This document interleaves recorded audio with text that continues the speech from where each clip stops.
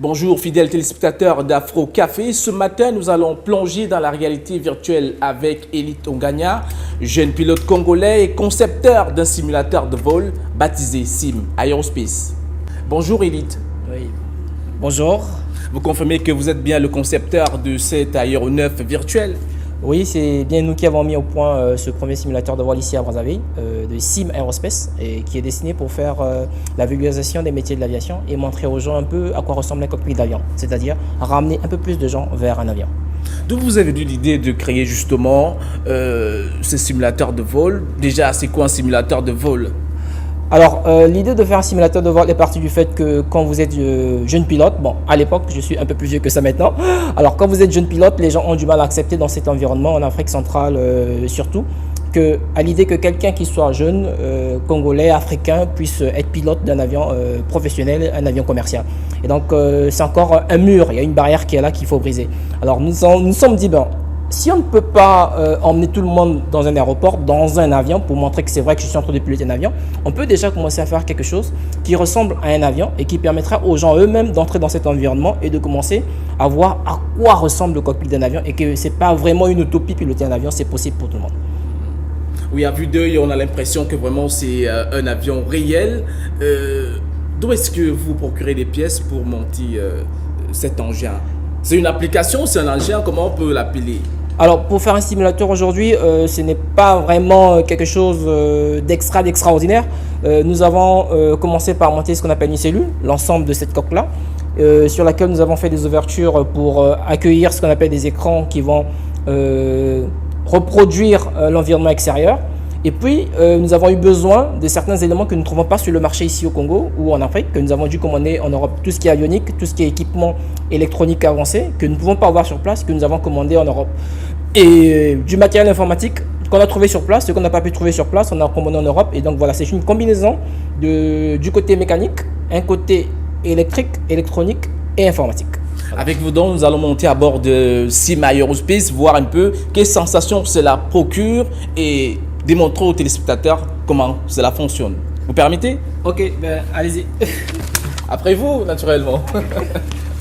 Ok, on va commencer avec une procédure qu'on appelle une checklist pour la mise en route. Donc je vais commencer à vérifier que tous mes boutons sont d'abord éteints. Ok, tout est off. Et après je commence par mettre la batterie. Ok, je mets la batterie, je mets l'avionique, le bouton avionique qui permet aux équipements électroniques de se mettre en marche pour pouvoir parler à la tour de contrôle. Une fois que cela est fait, alors je vais mettre ce qu'on appelle un strobe light.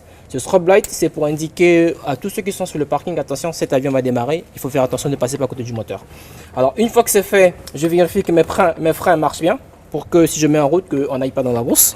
À ce moment, je suis prêt, je regarde à gauche et à droite, qu'il n'y a personne, à ce moment, je peux démarrer mon avion. Alors, j'ouvre la mixture pour laisser passer le carburant, je règle le pas de hélice, okay, je le mets à plein petit pas, et la manette des gaz qui correspond à l'accélérateur pour une voiture, je la règle pour le démarrage. À ce moment, je peux démarrer mon avion et je prends le bouton starter et je le tourne jusqu'à démarrer.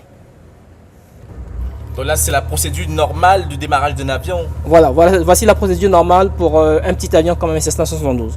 Voilà, ça c'est une procédure normale. Une fois que j'ai démarré, à ce moment, je peux mettre mon alternateur, okay, qui va recharger les batteries et qui va également fournir de l'électricité à certains autres équipements.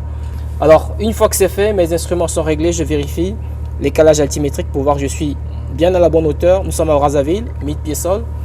Et je règle mes instruments pour le départ. Donc, ma piste, c'est la 23 en service à Brazzaville. Voilà. Et je prends le cap, je le règle également pour le départ. Et moi qui suis un novice, une fois à bord de ces simulateurs de vol, pourrais-je être à même de démarrer un avion? Bien sûr, le but c'est exactement ça, vous donner l'opportunité vous-même d'être aux commandes, assisté par un pilote professionnel, pour voir un peu avec un briefing élémentaire comment prendre le contrôle de l'avion, comment le gérer, comment le piloter et comment le diriger. Vous ne le ferez pas avec la précision d'un pilote, mais vous serez déjà capable de le faire, vous serez assisté. Et pour quelqu'un qui suit la formation ici, qui suit les cours, il est possible pour cette personne de devenir compétent pour pouvoir piloter un avion un jour. Un simulateur, il va le faire déjà à 100% sans problème, mais un avion, ça lui demandera juste un petit temps d'adaptation parce que la restitution est quasiment la même chose qu'un avion réel. Alors on va décoller, on met la ceinture de sécurité. Accrochez-vous. Et c'est parti. Alors là, j'augmente la puissance. Okay. Au fur et à mesure que la puissance augmente, vous pouvez voir les instruments vont commencer à indiquer. Donc nous avons ici le badin, l'indicateur de vitesse qui va commencer à augmenter. Et là, à bord, on a vraiment la sensation d'être dans un avion réel. Exactement. Vous pouvez voir sur le côté, la vision périphérique nous permet de sentir le mouvement grâce aux écrans qui sont à gauche et à droite. Et quand on arrive à la vitesse de 60 pour cet avion Cessna 172, nous avons les volets à 10 degrés. Alors on va décoller. Je tire souplement le nez. Voilà, je le mets à un angle de montée 5 degrés, ça suffit. Et vous pouvez voir cet instrument en train d'indiquer que nous sommes en train de monter. C'est un variomètre. Et l'altimètre également est en train d'augmenter. Voilà. Et à ce moment, je regarde à gauche et à droite, on peut voir de l'extérieur qu'on a bien quitté le sol. Sur notre piste, on approche. Voilà, je vérifie que mes trains sont sortis, les volets sont sortis, la vitesse est correcte, bien aligné sur la piste. Ok, je retrouve mon plan et je vais me poser. Voilà, j'ai l'intéressant de me poser et je reviens. Voilà, le nez devant la piste, j'ai la piste 23 de Brazza. Voilà, je descends, je rattrape le plan d'approche. Voilà. Je me mets sur l'axe de la piste au milieu. Voilà, je descends. Et j'attends la bonne hauteur pour commencer à faire ce qu'on appelle l'arrondi. Voilà, donc je réduis, je m'aligne. Je réduis la puissance, je réduis, je m'aligne. Et là, la vitesse est à 0? Non, la vitesse n'est pas à 0. La vitesse est minimum à la vitesse d'approche. Voilà, la vitesse de 65 nœuds au toucher pour cet avion Cessna 172. Donc voilà. Et là, on contrôle l'avion, on le freine, on revient sur l'axe de piste. Voilà. Voilà. Et on freine notre avion jusqu'à ce qu'il s'arrête. Une fois que l'avion est arrêté, à ce moment, nous pouvons rouler pour dégager la piste. Ok? Atterrissage réussi. Réussi à 100%. On va descendre. Question pour vous de nous parler de la réalisation de ce projet. D'accord, ok. Alors, je vais couper le moteur. Parlez-nous en quelques mots de la réalisation de ce projet. On a vu le matériel que cela nécessite. Comment vous avez mis sur pied le projet Sim Aerospace? Alors c'est d'abord une histoire de passion, d'engagement personnel. Mon collègue et moi, Dany, que nous avons depuis 2 ans mis en place, commencé à rassembler les ressources nécessaires pour pouvoir monter ce projet. Et donc c'était vraiment un challenge de rassembler non seulement des ressources qu'on a besoin ici, mais aussi d'importer certaines ressources de l'étranger. Et donc ça a pris 7 mois de travail pour arriver à monter ce simulateur de vol. Cela vous a nécessité certainement beaucoup de moyens financiers. Oui, beaucoup de moyens financiers, c'était des sacrifices qu'il fallait faire. Bon, c'est une passion, quand il y a passion, on voit il n'y a pas de limite. Alors donc ça demande beaucoup d'argent à monter ce genre de projet.